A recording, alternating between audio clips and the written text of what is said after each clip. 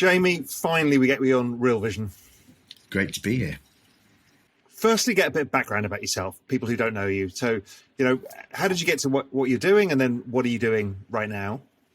Yeah, well, there's almost no point explaining pre-crypto at this stage. No, I want to hear that. I want to hear the complete U-turn. This is the important part, right? Because scarily, I realized the other day that I'm 8 years in crypto, which is almost a decade. And given I'm 40, that's 1/4 of my life, which is kind of strange. And so almost anything before that, it kind of feels distant, perhaps not that relevant. I guess the only... But I want to hear what you were doing and then why the hell you went to crypto. This is the important part. Yeah, well, the abbreviated version is started out, I guess, really in the Web 2 cycle. Found myself in WPP, the ad group, actually within JWT, which was the advertising arm that had a lot of the big prestige brands, but was really not doing very well digitally. They were kind of known more for TV ads and that kind of creative stuff. So I found myself there, and by luck, I found myself there at a point when that agency was under a lot of pressure. Their clients were asking them about a digital strategy. Social media was just emerging. I think Facebook had like 3 people in the UK as a sales team. I think MySpace was still knocking around, and they realized that they needed to wheel somebody into a room to show these clients that they knew what was going on. And I was literally the youngest person that they could find that was able to string 2 words together. And so I just found myself constantly being wheeled into the room, and being the opportunist that I am, felt, well, okay, this could work to my favor, and ended up being a digital strategist planner, for want of a better word, not having a clue what I was doing, but certainly knowing that I had more of a clue than all the other people in the room. And so I was very lucky to kind of just ride that fast track into kind of the digital world. I remember I was the first person to bring both Facebook, Twitter, and MySpace into, it was definitely JWT, and it may have even been the whole WPP group in Europe at the time. Wow. And of course, saw how both the institution that I was working with, but also these very large brands, or conglomerates really of multiple brands, were trying to adapt, and often failing, horrendously, and kind of rode that fast track into effectively creating my own digital agency. I was hired by a chairman for another group called Band Communications. It was going through an M&A period. It just been acquired. There's a lot of consolidation happening in the market at that point, especially around digital competencies and stuff. People were trying to win more of the pie, or at least retain existing accounts through introducing new competencies. Created a digital department division within that group, and then left with some of the clients, and created my own, and went beyond communications then. So it was really, how could they leverage this 2-way communications channel, not just for the purposes of marketing, but also for product innovation, research. And so really began to broaden the application of effectively a media technology in the context of innovation. Worked with some very large organizations like Honda and stuff like that, multi-department, multi-territory rollouts of building whole new digital competencies, and kind of exited from that world and started angel investing. And during that period, I forget exactly what it was, but I was looking around peer-to-peer banking, peer-to-peer banking or lending or something like that.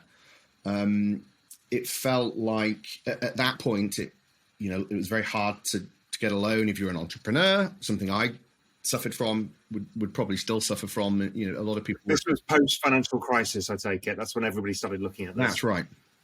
And you know, it felt like actually the only way we would, I as an entrepreneur or other entrepreneurs that I knew, especially in tech, would be able to finance our lives, our businesses, our operations would be by some kind of mutualization. The idea that, you know, other people like me or who'd been through my journey or experience could assess my risk profile or my credit profile better than a bank whose default position was, are you in permanent employment? No. Okay, well, and so at that time I was looking at what technologies could enable that, and somehow came across Bitcoin.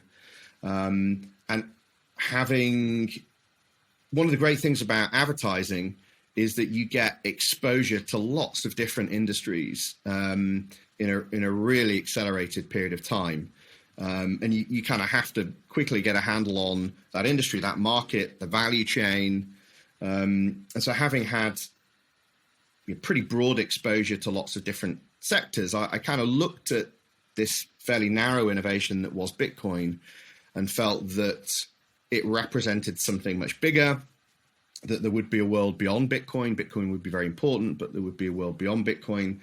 And that the use cases effectively of blockchains that enabled digital scarcity, for me, that was always the thing that blew my mind, that you could have something that was digital and scarce, that fundamentally was a paradigm shift. And it's an overused word. And certainly back then when I was saying it was a paradigm shift, everyone was like, yeah, you know, whatever. It's just,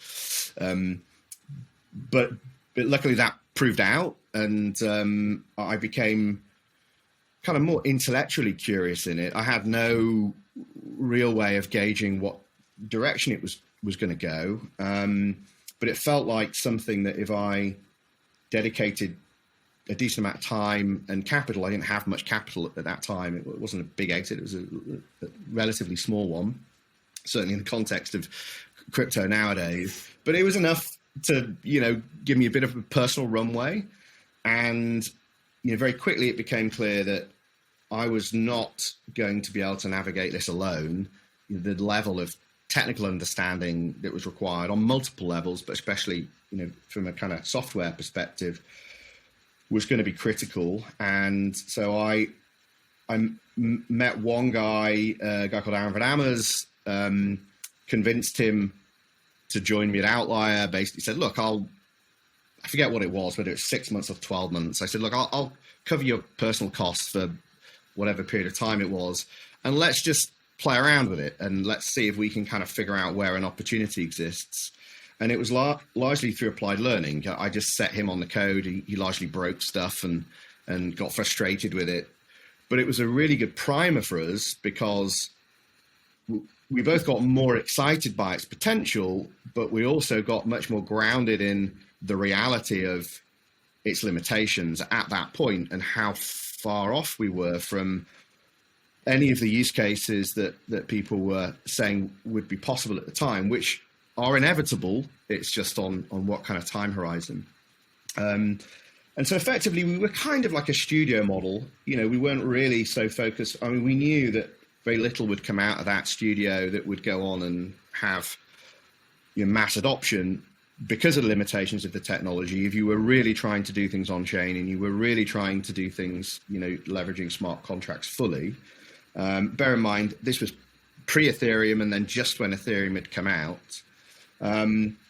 But it gave us a really good ability to understand the bullshit that was going on at the time. And I was blown away by just how quickly people started to cotton onto this stuff. And I think the first like big aha moment was, it was probably, if it wasn't digital assets holding, it was R3 when they started to sign up all these banks into the bank consortium. We're like, holy shit, you know, this, for all the meetups that I'd been to, they were full of very weird people who had very little commercial experience.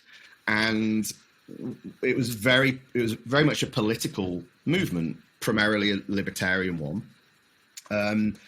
And certainly most of the people that I'd met, having come from quite a commercial world, didn't feel like they were going to know how to build a business on this stuff. And then all of a sudden you have all the banks piling in. Of course, it was very much blockchain, not Bitcoin narrative at the time, but still it kind of validated, okay, we're not so crazy. There is something here.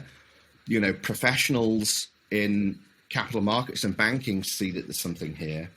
And then away we went, really, you know, and created Outlier Ventures. As I said, Aaron was the first person, and I'd kind of be invited to do the odd panel here and there to a room of 10, 15 people, primarily bankers, recovering bankers, or, you know, people that were still in a gig and doing a bit of angel investing.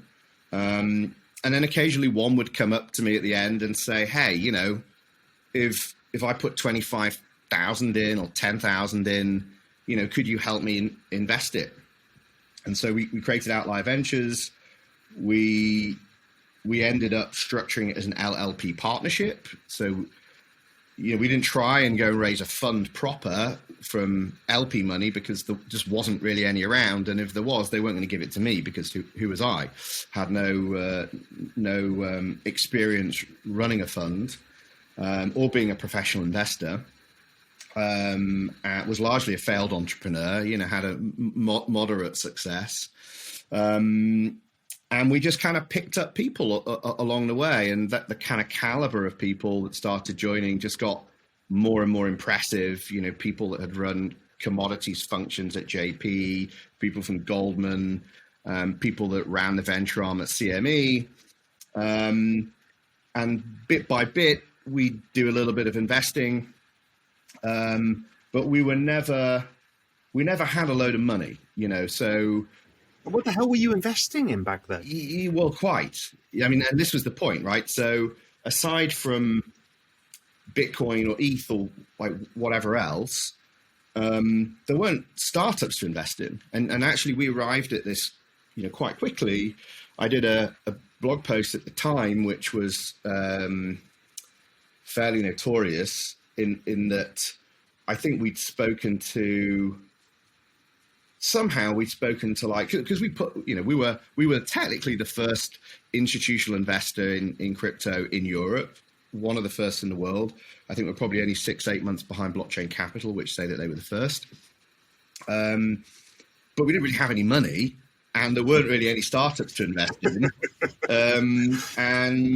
And so we just get pitched by, you know, people with concepts and not much tech. And I did this post called 99% of blockchain startups are bullshit.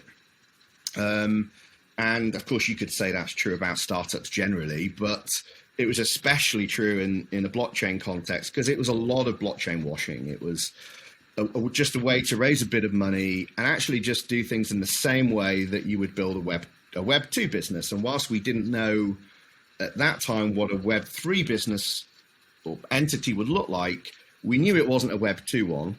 And so we kind of did this post which said, look, there's no point investing at the application layer at the moment, like in startups proper. There's a whole load of infrastructure that needs to be built. And until we know like how that scales, and actually it is usable by developers, there's no point working at application layer. And it was at that point that we decided to create an incubator and work with infrastructure projects that were building out, you know, these kind of fundamental layers or primitives in this emergent Web3 stack. And we do that for several years before we ended up becoming what we are today. Hey, if you like this clip, be sure to like and subscribe for more crypto-related content. Also, be sure to check out the full interview and more only on realvision.com/crypto.